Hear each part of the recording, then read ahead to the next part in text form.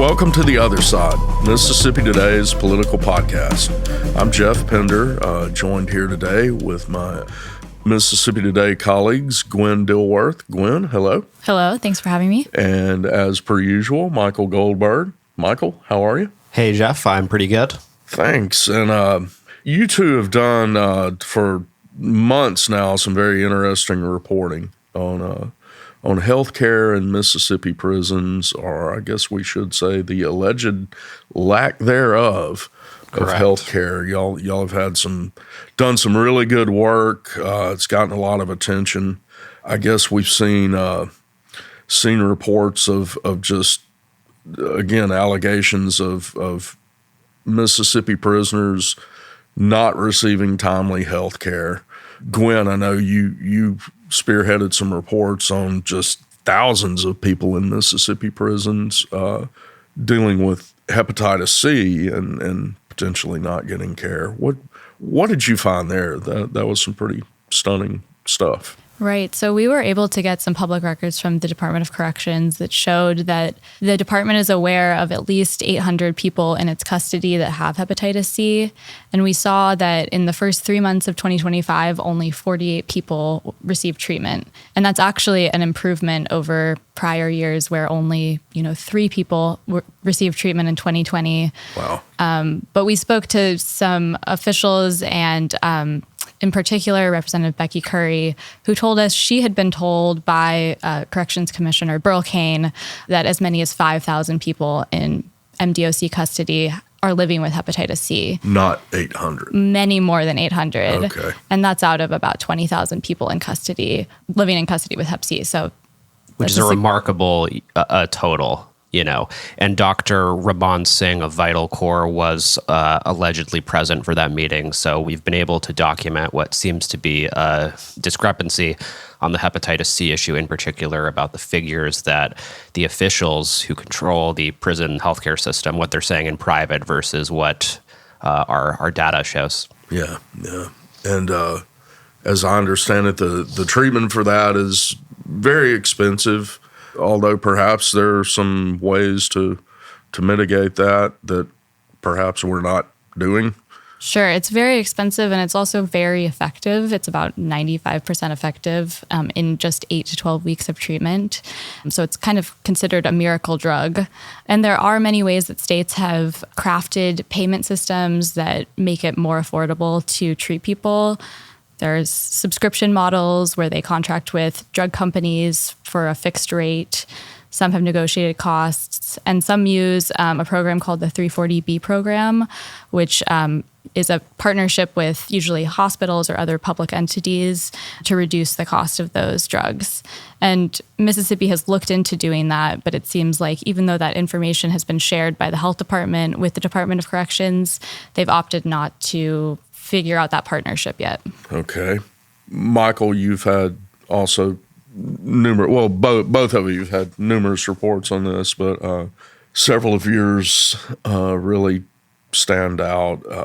You had a pretty harrowing account of an inmate who fell off his bunk and broke his arm. Give us a snapshot of what happened then. Yeah. So we got in touch with a gentleman named Christopher Booz, graduate of Mississippi State, former Wells Fargo employee.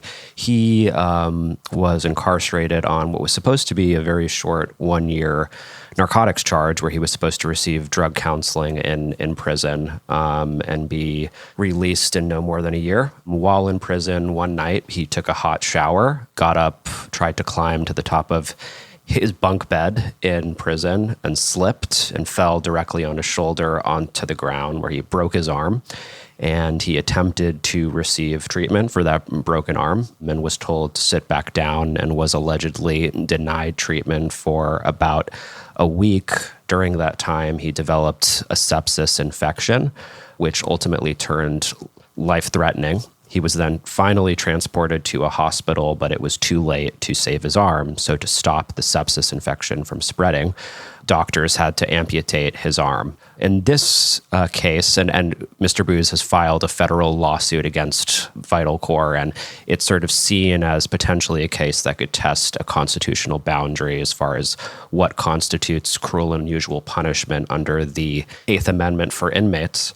And it's really kind of seen as a window potentially into the way that the way that routine injuries in prison, such as a broken arm, can spiral into much more serious ailments with life-altering, consequences as a result of the alleged denial of health care that, according to figures like Representative Curry, who has oversight in the legislature over the prison healthcare system, this happens on a relatively routine basis. And we're only touching on some of y'all's reporting. I mean, again, it would appear this is widespread.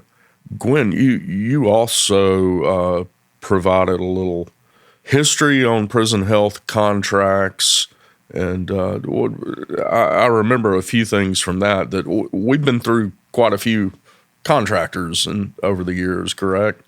That's right. We've been through 5 contractors since 1998. Okay. And seen some similar problems and allegations. Right. And this, I guess. Exactly. In the story that I wrote, I kind of looked back at the contracts. I also looked at some reports that were published over 20 years ago that bore a kind of striking resemblance to some of the concerns that we're hearing from legislators today. I also spoke to some experts that talked about some of the patterns that we see in Mississippi's prison system in regards to the healthcare contract. And they really said that these are patterns that they see in other states as well. Things like staffing shortages and complaints about inadequate care. And this whole time, the cost to taxpayers keeps going up, right? Growing. Vital Core has been the recipient of hundreds of millions of dollars in taxpayer funds, and I think critics would probably say as far as outcomes are concerned, perhaps taxpayers aren't getting value for their money in that deal. But one of you, it may have been one of Gwen's stories, I think, said in 2000 we were paying $5 a day, I guess, per inmate for health care, and as of 2024 it was up over $16 a day. Exactly. And there's certainly inflation factored in, but that still is a pretty stark increase in cost. Michael, I know you keep in close touch with Corrections Chairwoman Becky Curry, who has been on this show as well, talking about these issues. Is there a light at the end of the tunnel with this, or perhaps some reform or some things that she may attempt to get done? Yeah, so we will see another attempt this session from Representative Curry to bring forth a wide range of policy fixes that she says could potentially stop this alleged denial of care and all of the different ways in which it sort of manifests from continuing on in the future. But she will be taking a different approach this session than last session. Because last session, just to give a quick recap, Representative Curry, she took to the House floor and she presented a really wide-ranging list of examples of all of the different ways in which inadequate medical care in state prisons, the kind of structural causes of it, ranging from a lack of a kind of organized process for inmates to ask for care, payment issues, inmates being charged for care they never received. So she introduced last session, which she called Big, Beautiful Prison Healthcare Bill, of course, taking a page out of President Trump's book. And she believes that approach, there were perhaps some poison pills in there, some provisions that the governor's office didn't support, for example, and ultimately this really sweeping package, even though it passed with not a single no vote in the House, it did a kind of whittled down version, did pass the Senate as well, but it died in end of session negotiations between the House and the Senate. So Representative Curry this session does plan to introduce many of the same policies, but they will be broken up into standalone bills. And she believes that is a more pragmatic approach for making sure that some of these really critical policies actually have a chance of passing. Okay. Gwen, in your reporting, what are some things potentially we could do? You mentioned on the hepatitis C front, ways to get the cost down, perhaps. Right. What are some other potential things that could be done? The experts that I spoke to for my most recent story really said that it comes down to oversight, having stronger oversight over the medical care that's being provided by these contractors is the key to increasing its quality and ensuring that people get adequate care.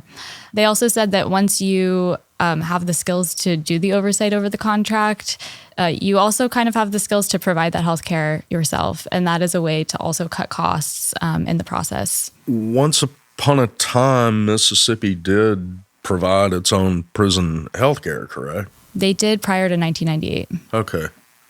And just on this hepatitis C issue, as far as what might be done this session, we discussed the 340B program earlier.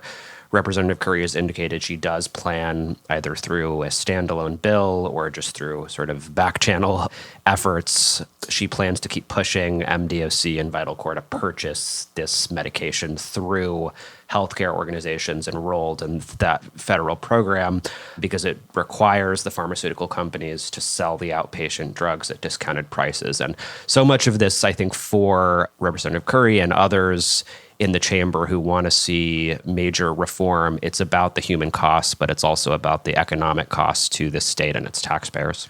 Yeah, that's one thing I think y'all made clear in your reporting. I think Chairwoman Curry has made the point before. Whereas people might say, okay, we're talking about convicts in prison. Who cares if they get good health care? But it seems like one of those things of you're going to pay for it either way. We incarcerate so many people at one of the highest rates in the world.